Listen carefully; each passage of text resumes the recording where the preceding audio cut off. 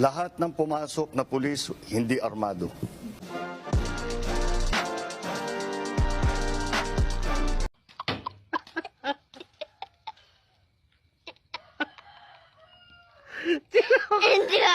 Walang baril kahit isa.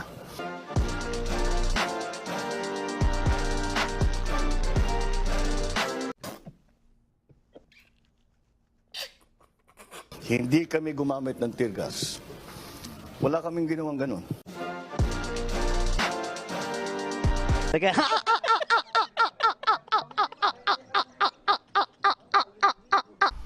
Wala kaming ginawang ganun.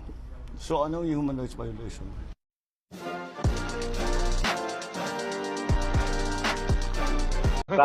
Dito ko talaga masasabi na si Presidente Bongbong Marcos ay sobrang adik! Adik!